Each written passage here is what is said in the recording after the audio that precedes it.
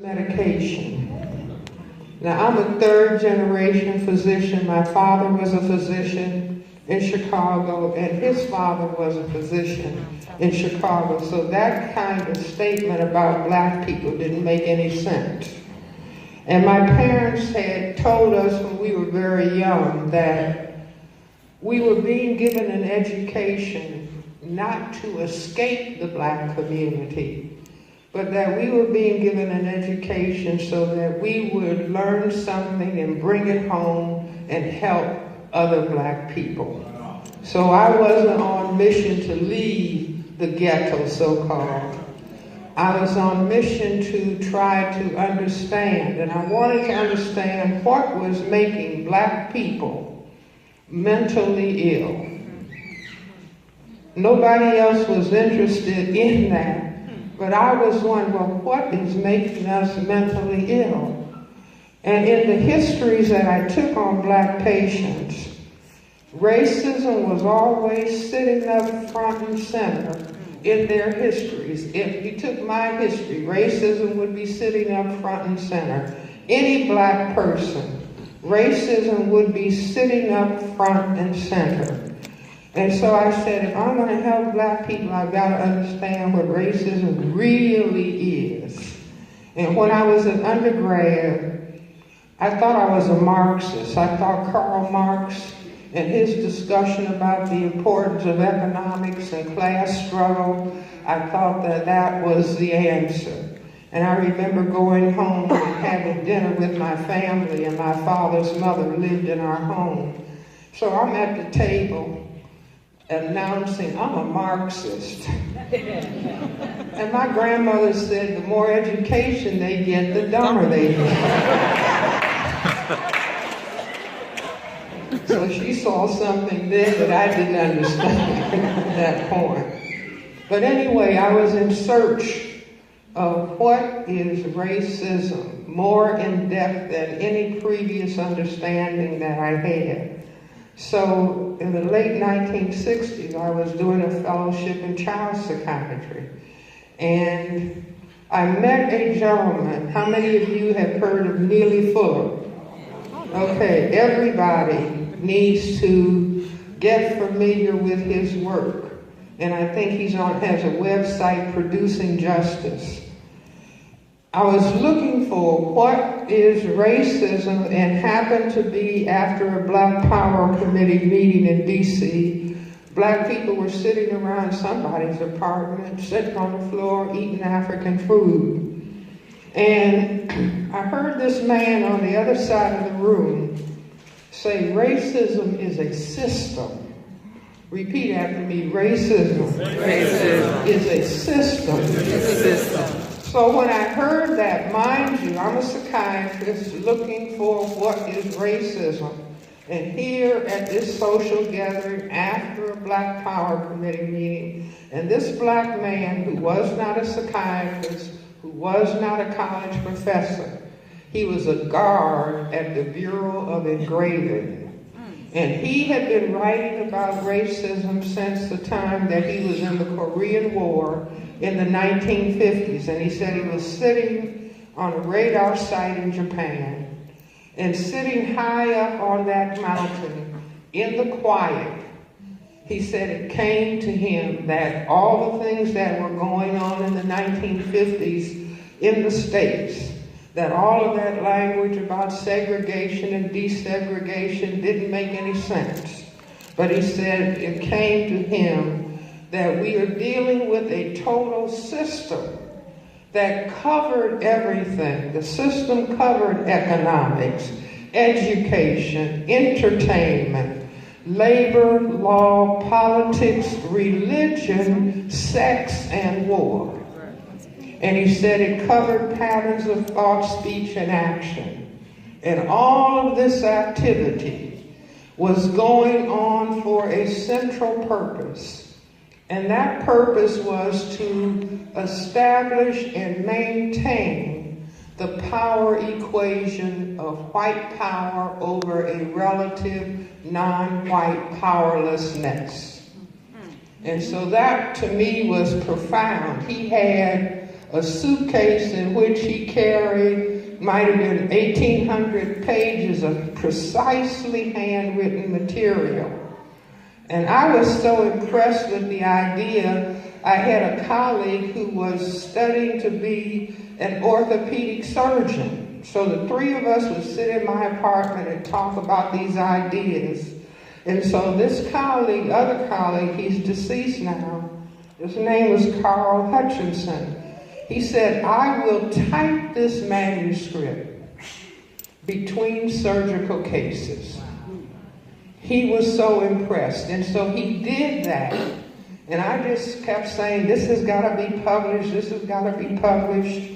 Little did I know, it took 17 years, all kind of up and down, and people promising they were going to do this, large sums of money spent. Mr. Fuller told me, you gave somebody $1,000 because they were going to, I didn't remember that, but I did. Finally, his book came out. But I say that it is one of the most important documents as far as I'm concerned. His thinking is more important than Einstein's thinking. Because the big, huge problem of racism, this man had found the key that we're dealing with a total system. So then from that point, I started wondering, well, why would a group of people who call themselves white, why would they set up such a system on this planet? Not in Washington, D.C., on this planet. And one day I was in my apartment, washing dishes, cooking, and the brain computer came with a printout. And I started thinking, see, if you put a question in your mind, why? You are telling your brain computer, bring in data to answer the question. And little children magically understand that. Because when they're 2 and they begin to start talking and thinking, and they keep saying, why? Why?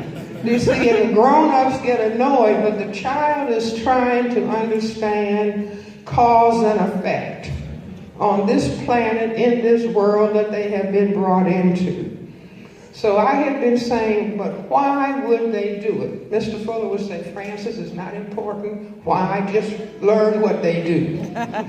But I was still, as a psychiatrist, but why would they do it?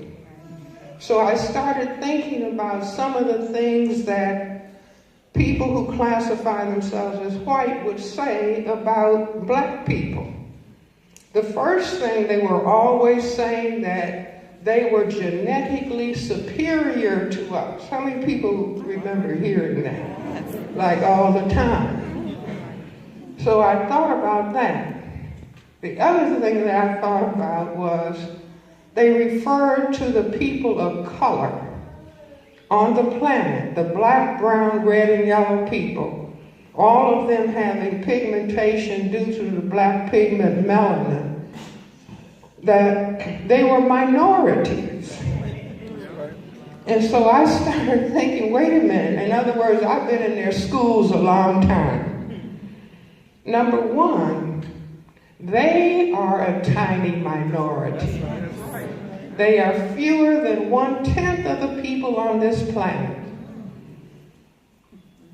Instead of black people being genetically inferior, black people are genetically dominant to people who classify themselves as white. The ability to produce the black pigment that causes our skin to have coloration is a genetically dominant trait. If anybody doesn't understand what I'm talking about, all you have to do is think about our president, Barack Obama. His mother was white. His father was black. Black is a genetically dominant trait. White is a genetic recessive trait. A dominant plus a recessive always equals a dominant. So there's no way a white person plus a black person is going to get a white person. They had an opportunity on all the plantations to study that for hundreds of years. You never come up with anything other than a shade of black. So once that came into my brain computer, I really said, I've got it. That's the answer. You know, I didn't tear up my kitchen, but I said, that's the answer. Because during the 15th century, everybody knows about Columbus sailed, the first person out of Europe to begin circumnavigating the planet.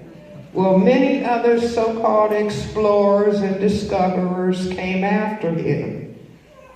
What they found out was that every place they landed, there were colored people. Colored people everywhere.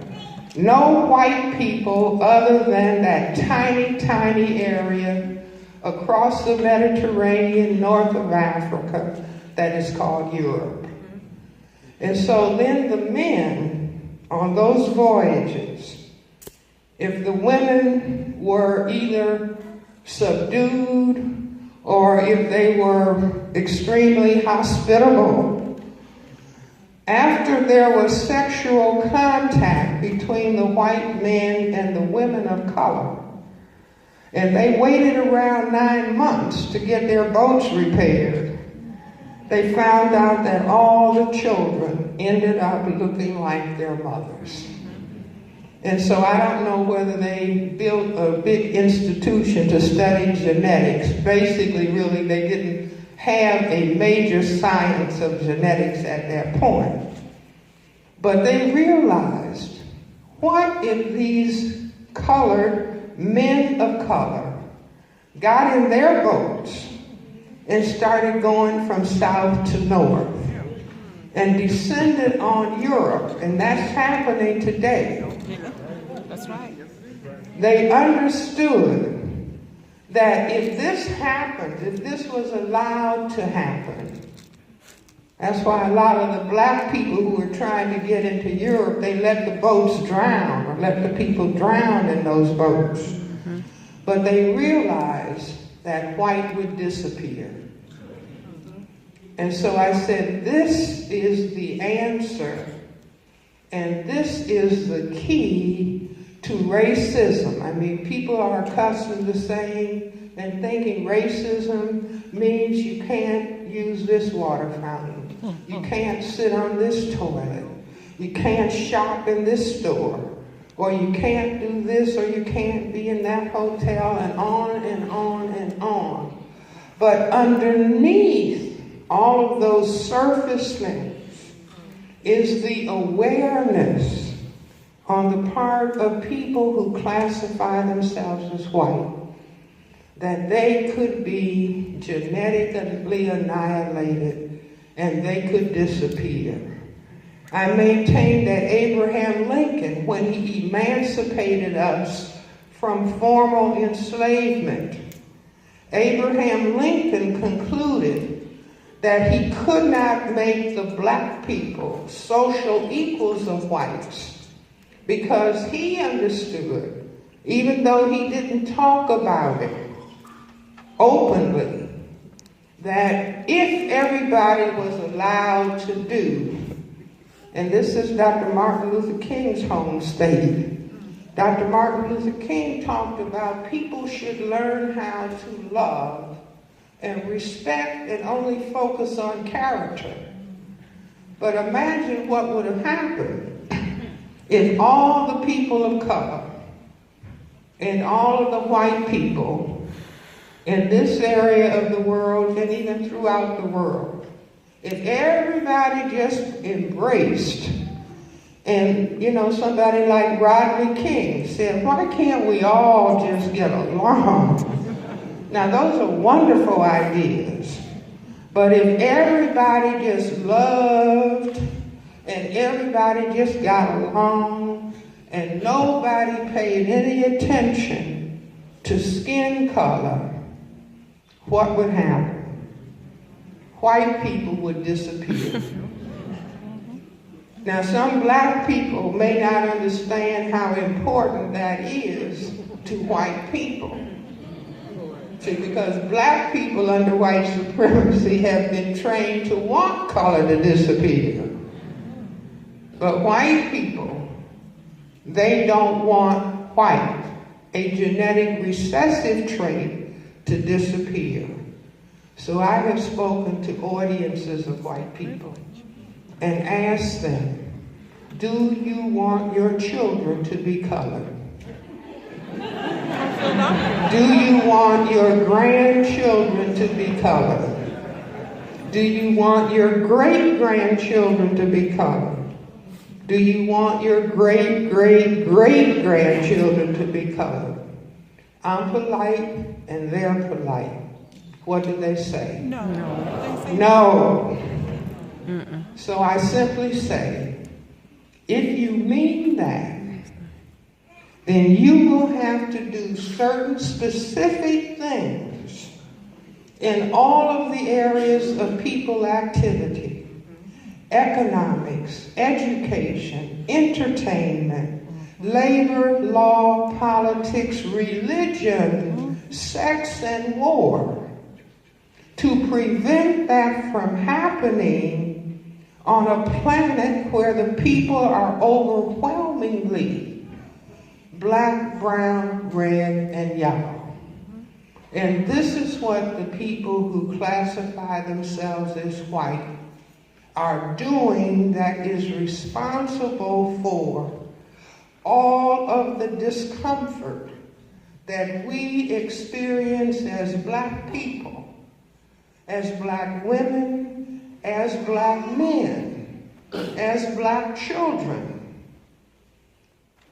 And what is very important for us to understand, and I say that racism is war against black people in general, but black men in particular, so that we can specifically begin to understand these shootings and killing of black men. Yes, indeed, some black women have also been killed. But the number one target of attack is black men. And there is a fundamental physiologic reason for that, why that happens. What is the reason? Women cannot impose sexual intercourse. Now, maybe women wish they could. They can entice, try to influence. But if they really got desperate, for example, if I went to my purse and pulled out a Uzi, and I said to a man, you are too going to have sexual intercourse. I've got the gun. I frightened him. Gentlemen, what will happen?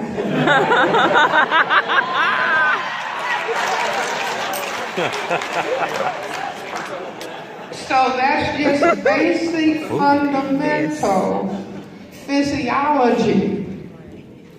So they don't have to worry initially about the female. Who they have to worry about is the male. But if they attack the male, then they harm the female. If they attack the male, by killing or unemployment. That's right. You see, if a man is unemployed, he cannot function as husband and father. And they understand this. Do you see? So this is what the war is all about. They used to, in other words, if we look at our past history, there was a long historical period where black men would be lynched and castrated if someone said he looked at a white woman he thought about thinking about looking at a white woman. He looked at a picture of a white woman. You see, this was deadly serious. They would lynch and attack the genitals and attack the testicles where the genetic material is. There is no history. There is no history of black men attacking the genitals of a white man. You see, and one of the things that we hear behind all of these shootings that are taking place now is the white man, the white police officer saying, I thought he had a weapon. Well, he does. Yes, indeed. You see, what he has is more powerful genetic material in his testicles and genital apparatus. Are you following me?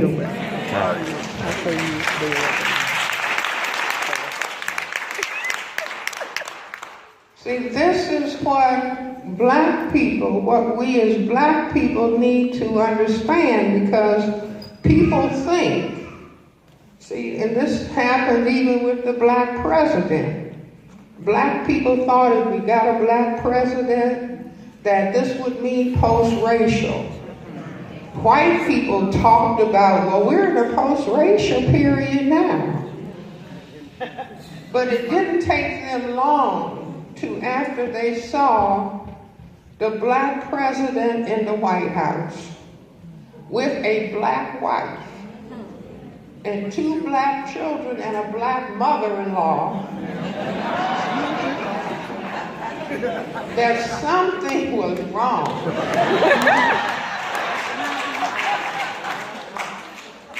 And they started buying weapons and even called that massive purchasing of guns the Obama effect. You see, and then once he was in, then the Congress said, we're going to see if we can make you fail. We are not going to allow the black man to succeed. And then when he started talking about gun control, see, he doesn't, even when he got in office, I sent him my book.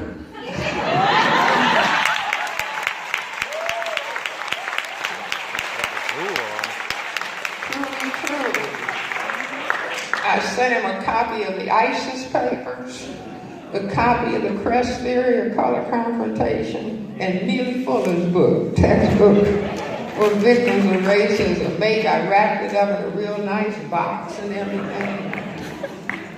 Maybe he never received it. Because he's demonstrated he doesn't really understand what is really going on. But people who classify themselves as white are so disturbed that this black man gets no fewer than 30 death threats every single day. More death threats than all of the other presidents combined. You see, because consciously and or subconsciously, just seeing a black man in supposed power. And so what? The Secret Service refuses to protect him? People have been allowed to climb over the fence, enter the White House with weapons, for the Secret Service to be drunk, or for the Secret Service to be engaging prostitutes when they're supposed to be protecting this black man. You see, but if you read my book, and I hope everybody does, there's a chapter on ball games. You see, people who sometimes think ball games are just entertainment. But ball games are really about racism. I wish I had a blackboard up here. I can show you a diagram. But just think about it. I ask the audience, what are the 2 series of ball games in the system of racism, white supremacy? See, you're looking at it all the time. But if you are thinking we are in a democracy, you won't really see what you're looking at. But if you understand we are not in a democracy, that's a myth. We are in a system of racism, white supremacy, that is about white genetic survival. The balls contain the genetic material. The balls, people? So in the system for white genetic survival, there are two series of ball games. Everybody's quiet. The two series of ball games that we're actually looking at but don't see are big brown balls and small white balls. See, this comes out, the games and the designs of the games come out of the white brain computer that made the balls that are representative of their testicles small in comparison to the testicles that are representative of black men.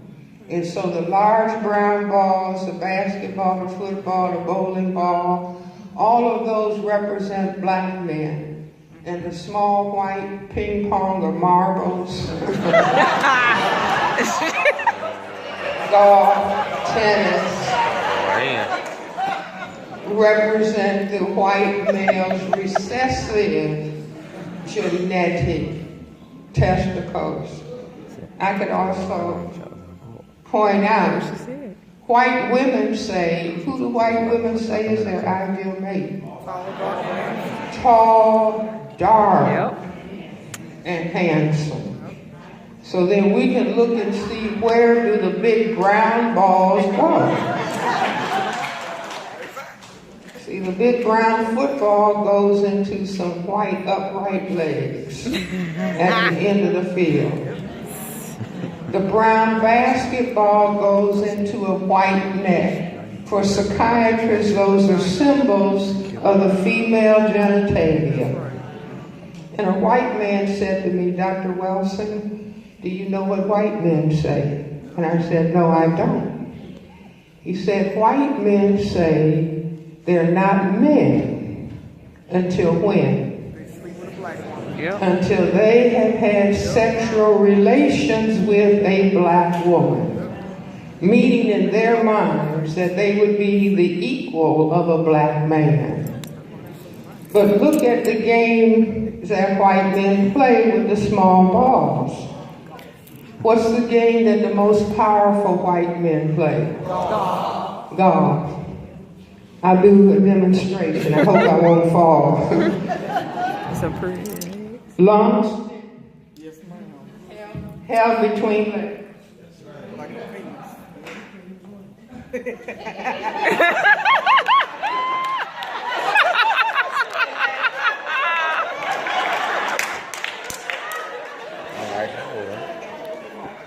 Anyway, they're trying to knock the little white ball where? In a black hole. In a hole in black Mother Earth. Now, you all are really mature, but I won't go into that. We can look at the whole lay of the golf course and where the little white ball could get into trouble. So you can go in the water hole. It can go in the sand trap. Or it can go in the rough. Just think about anatomy. Are you all following? See, all of this is significant. And Professor Griff asked me if I would talk about, don't anybody get offended. There's a chapter in the ISIS papers called The Motherfucker in the Original Motherfucker. Now, my mother, deceased, but she was a retired Chicago public school teacher. And so she called me one day, a long time ago, and she said, I'm in Washington, she's in Chicago. And she said, Frances, I heard that you said that word in public. And I didn't know what my mother was talking about. I said, Mom, what word? She said, you know. And I said, Mom, no, I don't know. What are you talking about? Now, my mother would not say motherfucker. She said Maryland farmers.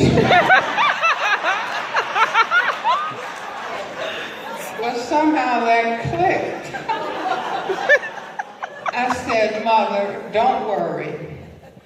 It's not a curse word. It's a political expression. Now, the way that I came up with that, I was coming out of a clinic in a black community. I was a child psychiatrist there. And so as I walked towards the sidewalk, these black young people were passing. And they were the motherfucker, this is my motherfucker, the motherfucker. So my first reaction, you know, as an older person, why are the children talking like this? And then my brain computer said, for this word to be used with such high frequency, it must have a deeper meaning. See, the way I came up with ball games is that one day it was so quiet, it must have been a Sunday. And see, when it's quiet, you can think. That's why they want us to have boom. That will turn off the brain computer by sensory overload. So it was so quiet, and I said, what is happening? Why is it so quiet? Then it hit me that the ball games. And so then I started thinking the ball games must have a deeper meaning than we focus on at the surface level. So I did the same thing. My brain just went in the same direction when I heard the young people saying, motherfucker, motherfucker. So I said, this word must have another level of significance. And so I thought about, in the system of racism, white supremacy, there are 5 people categories: man, woman, boy, girl, baby. If I said, here comes the man, you all, who would that be? White man. Speak up, class, so you don't have to go to summer school. The white man. Yeah. So that means any other male has 4 choices: boy, girl, woman, baby. Some black men died saying, don't call me no boy. That's right. Yep. That's right. So that left 3 choices: girl, woman, baby. Until recently, girl and woman were out. We can go into that later. But baby, how many black women have called a black man baby in their day? Tell the truth, shame the devil. How many black gentlemen call the woman they sleep with mama? Hey mama, can I ride with you? How many black men have called the place where they sleep a crib? Real time. So the brain computer just prints out man who calls another man the man. That's an isolated article, not a man, the man. Calls himself baby, calls the woman he sleeps with mom, calls the place where he sleeps a crib, will call himself a motherfucker. So what does that term mean? Baby compared to man is powerless. See, we don't like to face the reality of our powerlessness in this system of racism, white supremacy. Like a lot of people, I've been on several radio shows and talking about racism, white supremacy, and some black people have called in, why does she say supremacy? Supremacy just means whoever is in charge. You see, and we may not want to face that reality, but the only way you can solve a problem is to face the problem. See, we have a problem to solve. The problem is that people came out of the area of the world called Europe, and they decided that they needed to dominate the people of color so that they don't disappear. And they put us into a powerless condition after enslaving many of us. Do you follow me? And everything that they have done is to keep us in that position.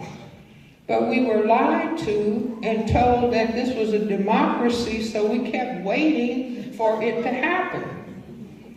But it didn't happen, and that's why we have high blood pressure. Because we keep knocking our head against that wall that is supposed to be democracy, and equal treatment doesn't come forward. Because it is not democracy. We are living in a system of racism, white supremacy. And I say the only way that we are going to be able to replace this system with a system of justice is if we can recognize it for what it truly is. We have to be able to recognize it. Years ago, when I was on the faculty at Howard University College of Medicine as assistant professor in the Department of Pediatrics, I would have Neely Fuller come and give a lecture at the medical school for the community every Monday night from 8 until 1 o'clock in the morning, free of charge, so that he could talk about his understanding of this system of racism, white supremacy.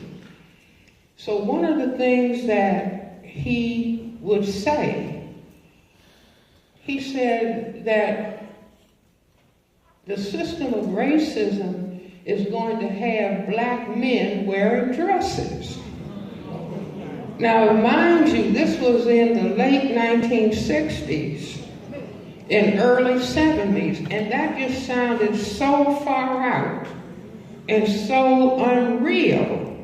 You know, people would say, I said, what's Fuller talking about? Fast forward. See, fast forward. Morehouse School in Atlanta. They had to say no wearing of high heel shoes and dresses and carrying pocketbooks. See, now nobody needs to feel bad. You just go back to the basic position of understanding. If there is concern about fear of white genetic annihilation, then you do anything that is necessary to prevent your adversary from functioning as a male. Do you follow me? See, and then you tell people they're doing their own lifestyle. Versus you have structured and controlled this to happen. See, even whether, and as a psychiatrist, as people in medicine, we don't have all of the explanations.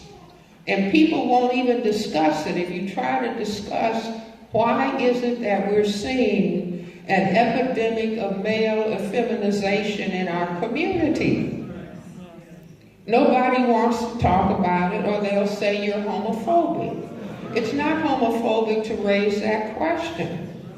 You see, if people do not have, if a group of people decide that they want to extend their existence thousands of generations into the future, they have to put the relationship between the male and the female as central. They cannot say a female with a female or a male with a male is the same as a male with a female. The male with the female can produce another human. But a male with a male or a female with a female cannot produce that. So if a group of people want to genocide a group of people, they would find ways and means to cause males to become females.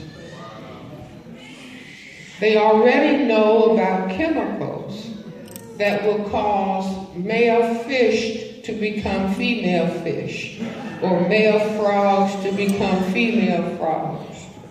So an enemy that believes in terror, all they would have to do is get a franchise. A McDonald's franchise, or some other kind of franchise, and put whatever they want to put in that, and then you would have the outcome that you desire. Are you following me? You see, that's just like if you want to destroy a people and you have a virus. Now, if you do enough reading, you will read that they produce ethno-specific viruses. Viruses that are specific to groups of particular people. Read The Higher Form of Killing by Paxman. So they write about this. So if you're in tune, when somebody comes along and says, oh, HIV, that comes from the green monkey in Africa. And the African people must have had sex with the green monkey, or they ate the green monkey. Now that kind of lie, do you see, if you're really tuned in, wait a minute, that kind of bizarre lying, if they have to lie, who does it mean created the virus? The white monkey.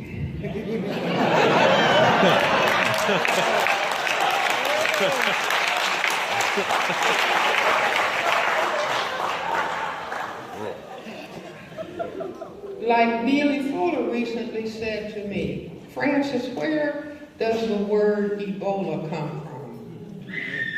And I said, I don't know. And then he said, Ebola, Ebonics, and I said ebony.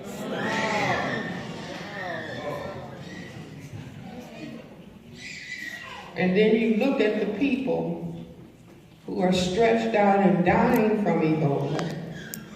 And then some people come to Atlanta and they're lighter skin or white and they walk out of the hospital. Cured. Wonder what that means. Do you all understand? Yes. So again, we have to envision a chessboard. Sure. See, none of this, you don't make any points deciding that you are going to hate an opponent.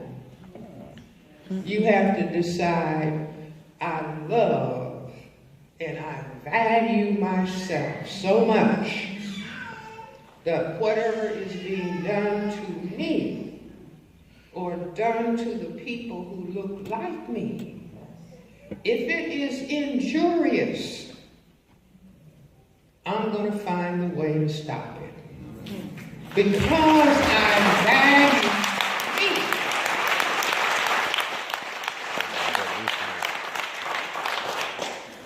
See, we have been systematically taught to hate ourselves, to not like ourselves. And I've been saying, if I went in a laboratory and could create 3 pills, the first pill you take on Monday, it'll turn you white. The second pill you take on Tuesday, it'll give you long, straight hair.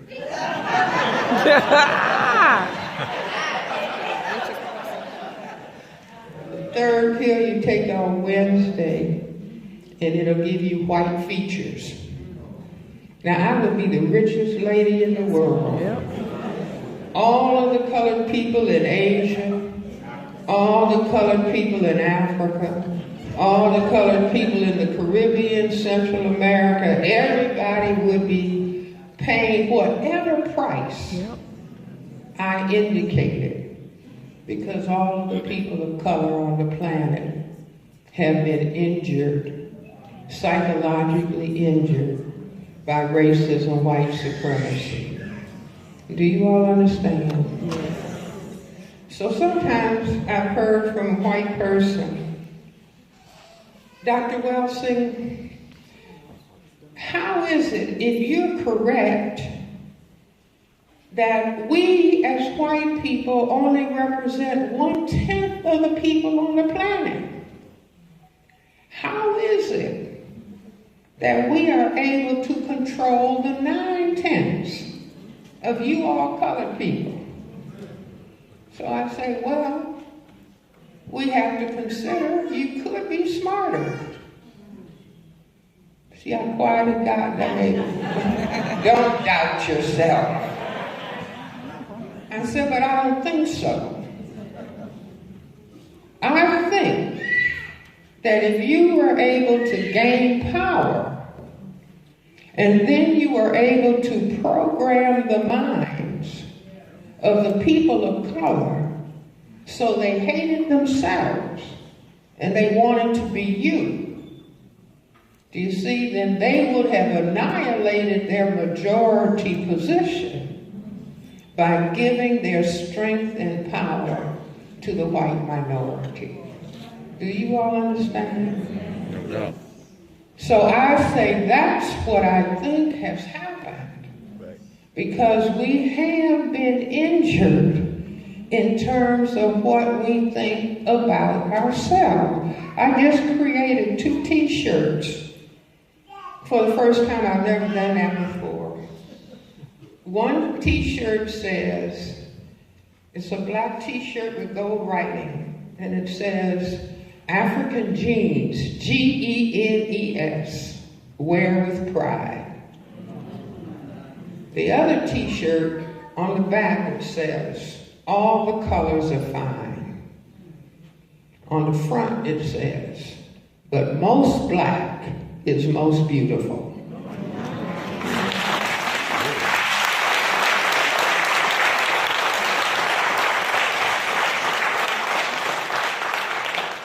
See, now when black people, see, the creative force in the universe made black, crystal black people the first people on the planet. All of the colors can only come from most black, because then most black can produce a mutation to albinism, cross the white with the black, and you get all of the colors in the middle. Do you follow me? Now, anybody who's been in school with white people at least a long time ago, they would say in the summer, Frances, now I'm your color. And coming from the south side of Chicago, what are they talking about? I remember my first year in college, I was the only black girl in my class. And so it was springtime, and I had on a jacket and jeans. And I looked on the lawn, the main lawn on the campus, and I saw all these bodies, half clothed. And I actually stood there and said, what are they doing? They were trying to get a tan, trying to get a color that the Creator had already given to black people. You see, but black people, after they had been overtaken by the white image of God, follow me? See, I'm baptized Baptist, christened AME, under the water Baptist.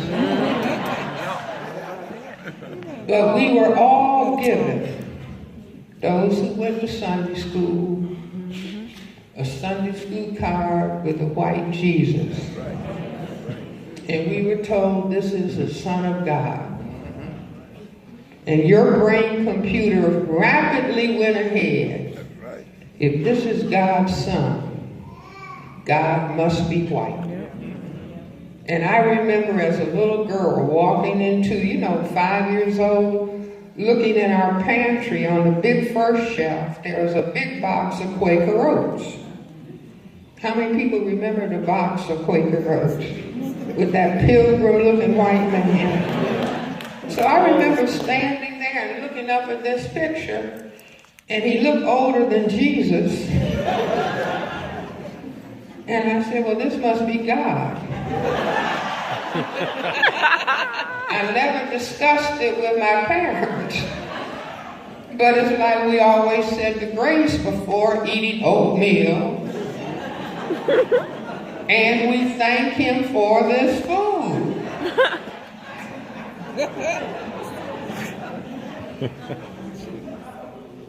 See, now maybe you all didn't have that exact same experience. But if the sun is white, your computer has already translated that God is white. And this is critical brain implant. See, even Billy Graham said, if Jesus was a historical figure from that part of the world, just north of Egypt, he could not have been white. You did say that. Now, Billy Graham said that.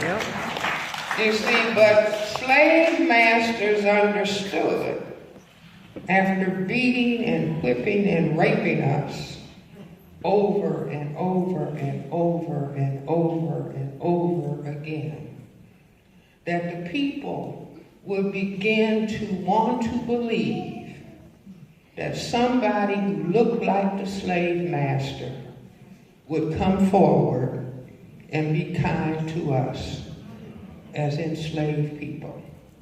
So the logic and the understanding of that is clear. That's like anybody who's in prison. They hope that one day the guards or the warden would start treating them right. And they would long for that. Do you see? But what happened to us is that we were simultaneously being programmed to hate ourselves. Even the white people in their science, when they start talking about the most powerful thing in the universe, what do they call it? A black hole. Now they are in search of dark matter and trying to find the perfect black. See, when white people dress up, when they're dressed to the max, the most important occasion, they don't put on a white tuxedo. They put on black. Every white woman has to have her basic black dress, not white dress, basic black. So while other people are going around being aware of the power of black, the people who have it as a gift from the Creator, him or herself, don't want it. See, now that's fascinating. There was a Race Relations Institute meeting at Fisk University some time ago, and there were black and white people present. And so after the main session, there were some small group discussions. And a young black man said, I don't want to talk about race. I'm a Christian. Now, don't get anybody upset. But this older white woman said, young man, we gave you that religion. Now, she was a white woman trying to get right. She said, we gave you that religion, and we taught you 3 things. Slave, obey your master. Yep, that's shown up in there. Turn the other cheek. Yep. And you'll get your reward in heaven. Yep. Now, that's out of her mouth. to this young man.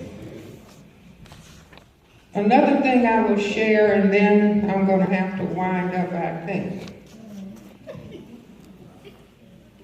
I was invited to speak at a prison by people at American University, you know, like Black History Month, and they'll have some black person come in and talk. Now, all the prisoners were black men, locked up behind bars, but let out for special sessions. And I talked to these black gentlemen about racism. So the white professor, female, who had taken me there and was taking me back home, she said, see, when you talk truth, then you can get truth back. Yep. But if you pretend there's no truth and you're playing fantasy, then that's also what you're going to get back. Yep. So she said to me after hearing me talk about racism, she said, Dr. Welsing, I hate to admit this. She said, on all social occasions, when it's only white people and no black people present, she said, Dr. Welsing, we are talking negatively about black people. She didn't say occasionally, Dr. Welsing. She said on all social occasions. And she said the assumption is that everybody present is in agreement. Now, we were in a car, and I tell people, I didn't say, stop this car this minute and let me out. I didn't say that. I told her I understood. I said, you are talking code. You are talking code about the maintenance of white supremacy. I said, I understand. Now, the point in saying this is because we are so anxious to have somebody else love us because we don't know how to love ourselves.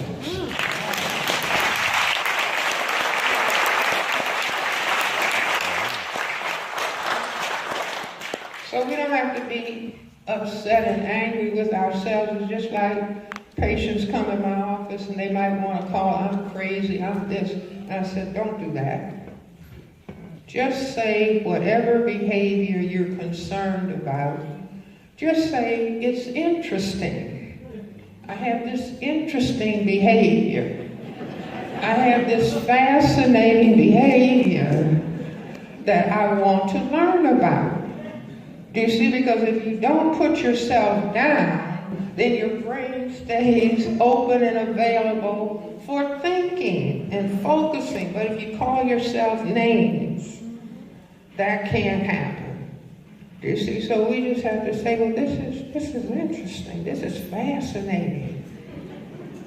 How we don't like ourselves. Do you see? And how deep this is. But since the Creator gave us this color, see, we don't even know about the magic of melanin. See, we don't even have the slightest clue of what black can do. See, I have in my mind, there's going to come a time when the people who are most black, people are going to be saying, listen, can you kind of melanate me up?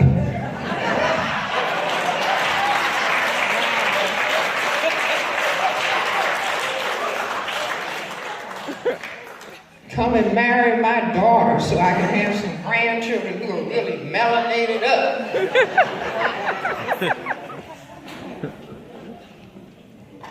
See, all of white people's favorite drinks. Starbucks is a billionaire company because white people can't get started in the morning until they have some Folgers.